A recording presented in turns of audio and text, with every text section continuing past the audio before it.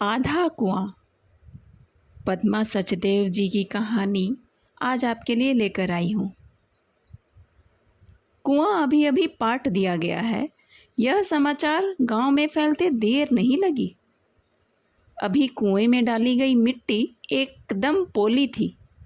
कहीं कहीं पानी ऊपर उछलकर मिट्टी को गीला भी कर गया था। आखिर कुएं का पानी सारा गांव पीता था। थोड़ी सी छटपटाहट तो उसे होनी ही थी। गधे अपनी पीठ पर मिट्टी से लदे हुए बोरे अभी अभी डालकर गए थे। कुएं में मिट्टी तब तक डाली जाती रहेगी जब तक उसका नामो निशान नहीं मिट जाता। कुएं के किनारे लगा मेहंदी का बड़ा सा बूटा अपनी शाखाएं फैलाए हुए डटा हुआ था। दोनों तरफ से औरतें उसकी पत्तियां लेने आती थीं। कुएं के बंद होते ही दोनों तरफ की औरतों की जबान पर ताले लग गए थे। जिन औरतों को कुएं के पटने का पता नहीं था, वे अपने सिरों पर घड़े, गगरियां, रस्सी, बाल्टी लटकाए स्तब्ध खड़ी थीं। किसी की बगल में बच्चा था, सिर पर बटलोई, कंधे पर रस्सी, तो किसी के हाथ में आसपास से तोड़ा गया सागर। दोनों तरफ जुबानों पर ताले लग गए थे। आंखें मुखरित हो गई थी। कभी दूर से धड़ाम धड़ाम गोलों के फटने की आवाज़ आती। इसे सुनकर कोई भी नहीं डरता था। गोला पाकिस्तान का है या हिंदुस्तान का, ये जान पाना मुश्किल था। तभी गेंद खेलते बच्चे की गेंद कुएं की मिट्टी पर गिरी। लड़का गेंद उठाकर भागने लगा तो गीली मिट्टी से पांव रपट गया। उसकी माँ वहीं खड़ी थी। बच्चे को उठाते हुए उसने दो धौल उसकी पीठ पर जमा कर कहा, मुए, वहाँ पाकिस्तान की तरफ क्या लेने गया था? बच्चा हैरान हो गया। यह तो कुआं था, पाकिस्तान बीच में कहाँ से आ गया? कल तक तो सब यहीं पानी भरती थी, आज कुआं ही पाट दिया, वह भी मिट्टी के साथ। माँ ने उसे बाँह से पकड़कर हिंदुस्तान की तरफ धकेल दिया। औरतें कुएं की तरफ एक हसरत भरी नज़र डालकर अपने अपने घरों को चली गईं। बेरी के दरख्त के नीचे बैठी सोमा को किसी ने अपने साथ आने को नहीं कहा। हो सकता है उसे किसी ने देखा भी ना हो। सोमा घर से एक बड़ी बटलोई लाकर कुएं की जगत पर रख देती। गांव की कोई भी बहू बेटी उसकी बटलोई भरकर उसके घर छोड़ आती थी। जिस बेरी के नीचे सोमा बैठती, वह उगी तो हिंदुस्तान की सरजमी पर थी, पर उसकी टहनियाँ पाकिस्तान पर बिछ जाती थी। जब बेरी फलों से लद जाती तो दोनों मुल्कों के बच्चे अपनी अपनी तरफ के बेर खा लेते। तोते भी इस बात का ध्यान रखते थे। बेरी हर बरस जवान होती थी, पर सोमा अब हर बरस बुढ़ा रही थी। इसी बेरी के नीचे दो बैठने लायक पत्थर थे, एक हिंदुस्तान की तरफ, एक पाकिस्तान की तरफ। यहीं बैठकर रज्जो यानी रज़िया और सोमा घंटों बातें किया करती थी। यह नियम पिछले 50 सालों से चला आ रहा था। सोमा ने अपनी छड़ी से धूल में हिलते हुए कीड़े को टटोला। छड़ी लगाते ही वह कीड़ा पाकिस्तान की तरफ भागा। सोमा चिंतित हो उठी, कहीं यह मुआ रज्जो के घर न चला जाए। लगता तो सांप ही का बच्चा है। आज पहली बार नियम टूटा है।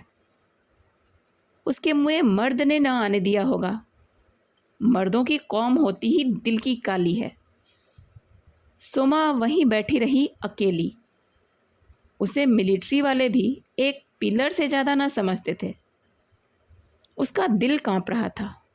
आंखें दूर पगडंडी पर लगी थीं, जहाँ से रज्जो सिर पर घड़ा रखे या कभी सिर्फ पोते को उंगली से लगाए आया करती थी। नहीं, आज रज्जो नहीं आएगी। मरे कमीनी, मुझे क्या? उसने आंखें बंद की। रील घूमने लगी। सोमा का रंग तब ऊंची उठती आग जैसा था। इस मैदे सिंदूर को अपनी पतली सी ओढ़नी में छुपाए वह कुहनी के सहारे लेटी लेटी पता नहीं क्या सोच रही थी। शायद इस बारे में कि जब भागती भीड़ का रेला उसे अकेली छोड़ गया था। भीड़ में गिरी तो उसे पता नहीं किसने घसीट कर कोने में उगी घास के एक टुकड़े पर लिटा दिया था। उसे जब होश आया तो वह इस कैंप में थी। यहीं उसे रज़िया भी मिली थी। कई औरतें थीं जो अपने अपने रिश्तेदारों का इंतज़ार कर रही थीं, पर कोई नहीं आया था। पता नहीं कोई बचा था भी या नहीं। तभी भाग कर आती रज़िया ने उसके मुंह पर चूल्हे की राख मलकर उसे काला कर दिया था। क्या कर रही हो रज्जो? चुप करके लेटी रह। ऐसा दमकता मुंह क्या अंधेरे में भी किसी की नज़र से बच सकता है? वह कुछ और कहे उसके पहले ही धड़ धड़ करते हुए लोग कैंप में घुस आए थे। वे सबके मुंह पर टॉर्च की रोशनी डालते। जो भी मुंह दमकता उसे उठाकर दीवार के सहारे खड़ा कर देते।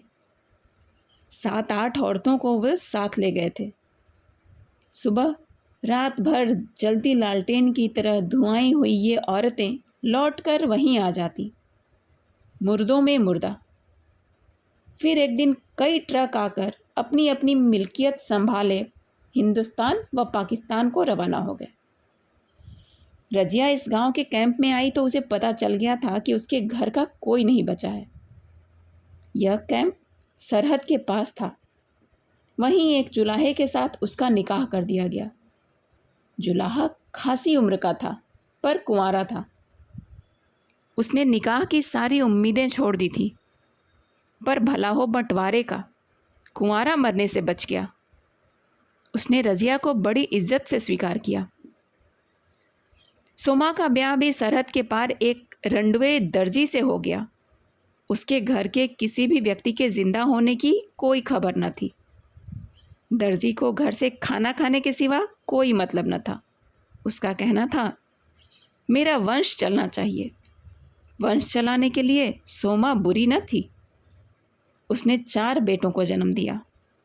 दर्जी ने सोचा, 4 मशीनें खरीद दूंगा सालों को, दुकान चमकने लगेगी। पट्टे मुझ पर ही तो जाएंगे। जरा सी हंसी सोमा। कैसे कैसे पाले हैं ये मैंने, पर बाप तो वही है। नई नई शादी हुई थी तो कितनी रीझ करता था। सोमा, दिन के उजाले में कुएं पर न जाया करो, लोग तुम्हें देखकर नज़र लगा देंगे। सोमा सुबह तारों की रोशनी में उठकर कुएं पर नहाती और पानी भर लाती। कपड़े धोने दर्जी का चेला जाता था। चलो ये तो आराम ही है। सोमा को कोई ऐतराज़ न होता। एक दिन मुंह अंधेरे नहाकर जब घर पर पानी ले जाने के लिए उसने गागर कुएं में डाली तो दूसरी तरफ से भी एक बर्तन कुएं में जा गिरा। सोमा का दिल धक से रह गया। इतने अंधेरे में न आना चाहिए। उसने कड़क कर पूछा, इतनी सुबह पानी भरने आई हो? कौन हो तुम? सोमा ने देख लिया। हाँ, कोई औरत ही है। घड़ा जहाँ था वहीं रुक गया। ऊपर खींचकर उसने ज़मीन पर रखा और भागकर सोमा के गले लग गई। तब सरहद पर बत्तियां न थीं। उस औरत ने रोते रोते कहा, मैं हूँ तुम्हारी रज्जो। 1.5 महीना उस कैंप में थी। कभी सोचा भी न था फिर तुम्हें देखूंगी। नसीब हमें फिर एक जगह ले आया है सोमा। मैं सामने वाले गांव में हूँ। इस कुएं का पानी बड़ा मीठा है। कभी कभी यहाँ पानी भरने आती हूँ, पर तुम्हें तो कभी नहीं देखा। मेरा दर्जी उजाले में बाहर नहीं निकलने देता। मुझे नज़र लग जाएगी न रज्जो। उस दिन मेरे चेहरे पर तुमने राख न मल दी होती तो पता नहीं ये मुंह कहाँ कहाँ काला होता। हाँ रज्जो, मुंह सिर्फ औरत का काला होता है। चलो जाने दो। बड़ा शुक्र है ऊपर वाले का। कैंप में तो लगता था सारी ज़िंदगी वहीं बीत जाएगी। चलो भूल जाओ उन बातों को। कितना अच्छा है मेरा आदमी दर्जी और तुम्हारा जुलाहा। एक कपड़ा बुनेगा, दूसरा सिएगा। दोनों खिलखिलाकर हंस पड़ी। जवान हंसी पर सुबह उठने की कोशिश कर दे परिंदे हड़बड़ी में भागे। रज्जो, वादा करो रोज आओगी, यहीं बैठकर बातें करेंगे। एक पत्थर बेरी के नीचे पड़ा हुआ है, तुम भी एक पत्थर पास में लेके आओ, ठीक है? हाँ सोमा, जिंदगी एक दर्जी और जुलाहे के साथ निभ तो सकती है, काटनी मुश्किल है। सुबह खड्डी पर बैठता है तो दिन में खाना खाकर फिर बैठ जाता है। बात करने को तरस जाती हूँ। चलो रज्जो, अब हम इसी बेरी के नीचे बातें किया करेंगे। ज्यों ज्यों बेरी का दरख्त बड़ा होने लगा, सब इस कुएं को बेरी का कुआं कहते। सबसे ज़्यादा रौनक सुबह और शाम को ही लगती।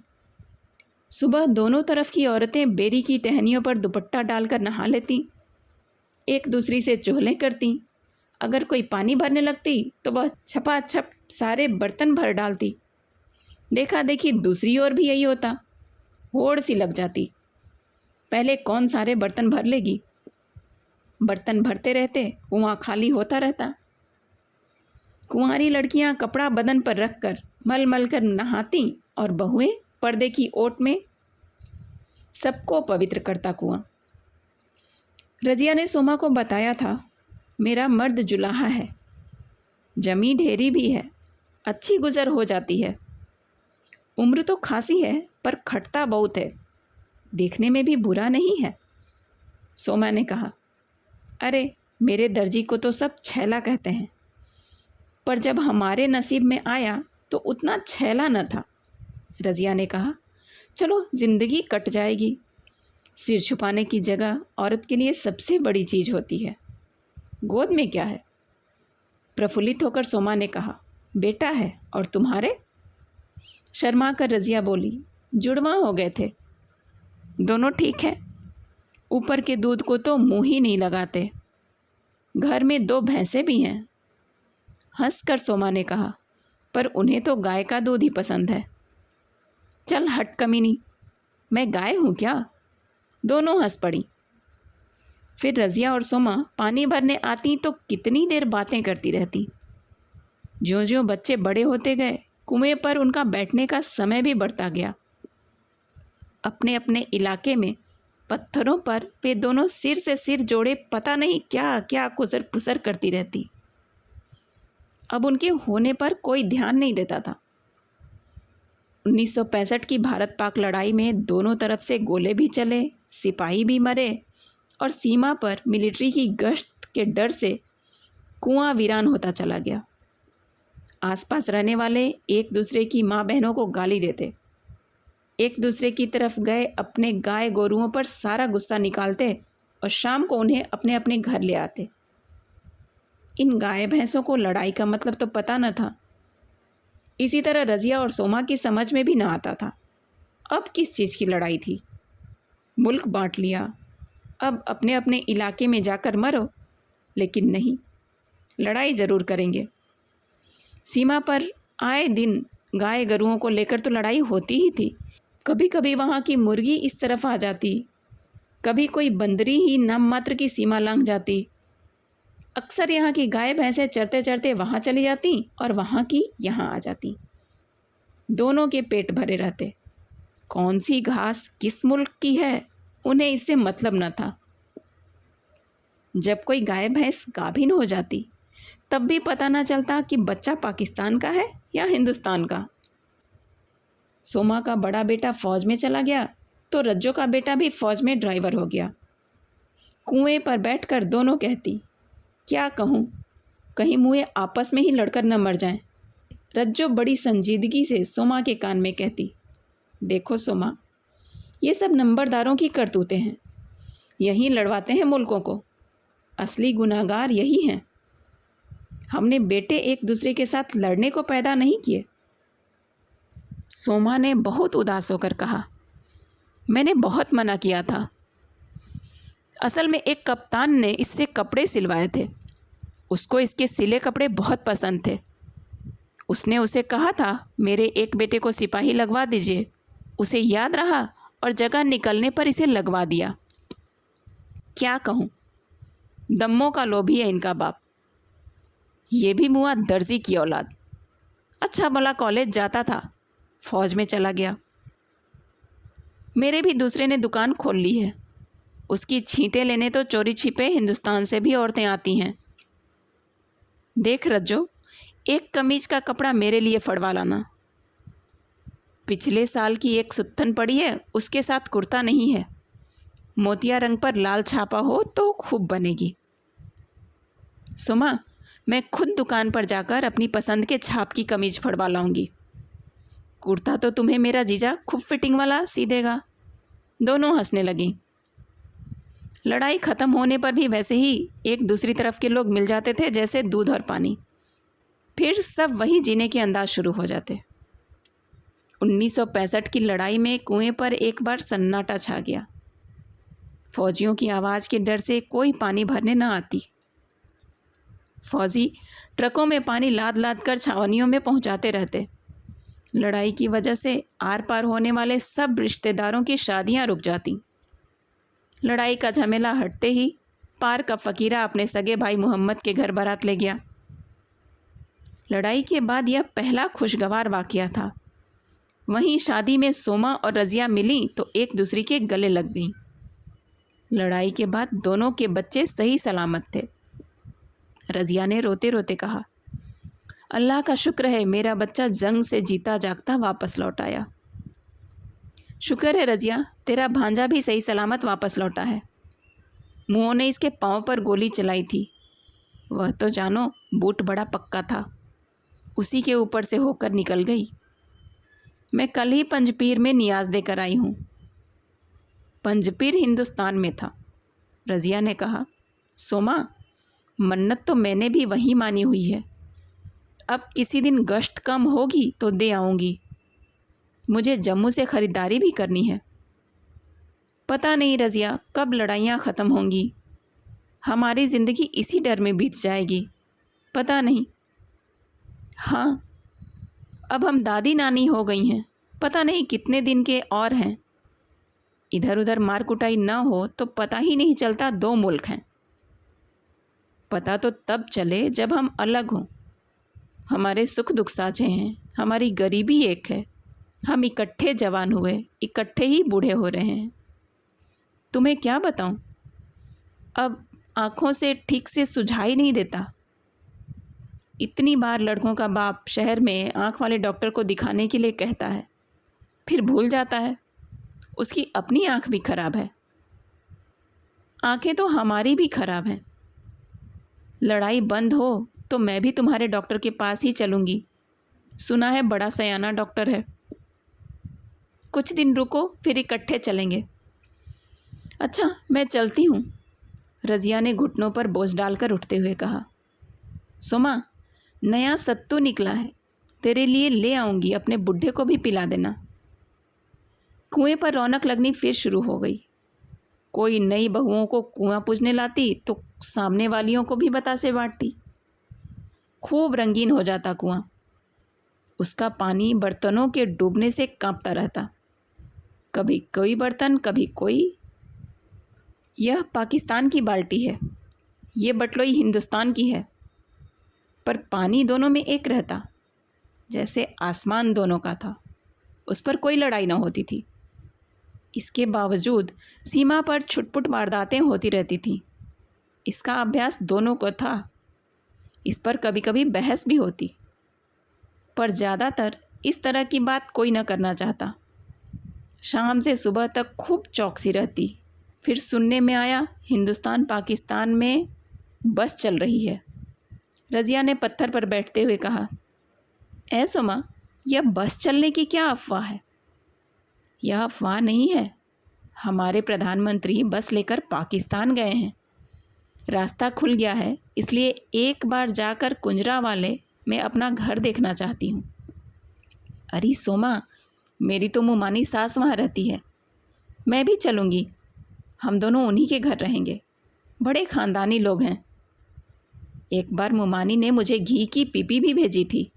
जब जुड़वा हुए तो किसी ने बता दिया होगा। चलो, अच्छा हुआ। कहीं माजाए भी बिछड़ते हैं। अब बेरी के दरख्त के नीचे सिर्फ कुंजरा वाले की बात होती थी। एक दिन सोमा ने शर्माते हुए कहा, कुंजरा वाले में एक हलवाई की दुकान थी, पता नहीं अब है या नहीं। मैं सुबह दही लेने जाती थी तो हलवाई का बेटा मलाई से दोना भर देता था। पता नहीं अब वह कहाँ होगा। रज़िया ने कहा, अरे वहीं होगा, जाओगी तो मलाई का दोना लेकर बैठा मिलेगा। रज़िया के हाथ पर पंखा मारकर सोमा ने कहा, चल कमीनी कहीं की, शर्म नहीं आती? अरे अब वे दिन कहाँ रहे। हम साथ साथ बड़े हो रहे थे, जिंदगानियाँ बिछी हुई थीं। खाली वहाँ तक पहुँचना ही था कि यह मुआ पाकिस्तान बन गया। मुझे गाली तो मत दो, बाकी बंटवारे में तो हमारी रजामंदी न थी। तुम्हें पूछने कौन सा बाप आया था? हम तो प्रजा हैं, बंटवारे के फैसले तो राजा लोग करते हैं। हमने सरहद पर रहकर हमेशा मार कुटाई ही देखी है सोमा, हर वक्त धड़का लगा रहता है। चलो अब तो लड़ाई ख़त्म हो जाएगी, रहना ना मिले तो भी सब अपनी अपनी जन्मभूमि देख आएंगे। फिर एक शाम जोर के गोले फटने से कुएं पर जिंदगी थम गई। पानी भरने आई औरतें अपने अपने बर्तन उठाए अपने अपने घरों को भाग गईं। कईयों ने घड़े वहीं पटक दिए और अपने बच्चे को छाती से लगाकर भागी। रज़िया ने उठते हुए कहा, अल्लाह मेरे हबीब को बख्शना। सोमा ने कहा, मेरा मोहन भी मिलिट्री में है, भगवान उसकी रक्षा करना। आसमान की छाती को चीरते जहाज, ज़मीन की चुप्पी को दो फाड़ करते गोले, बस यही रह गया था। कितने दिन हो गए कुएं पर कोई नहीं गया। सोमा के बेटे की बुरी खबर आ गई थी। कुआं पूरा भर गया था, उस पर एक बुत्ती सलीब की तरह खड़ी थी। सोमा ने अपनी आँखों को अपने आंचल से पोंछकर उसे देखा, फिर कहा, मेरा मोहन मर गया है, मेरा कुआं भी मर गया है। रज़िया का हबीब ही कहाँ बचा होगा। कहानी आपको कैसी लगी कमेंट करके ज़रूर बताइएगा।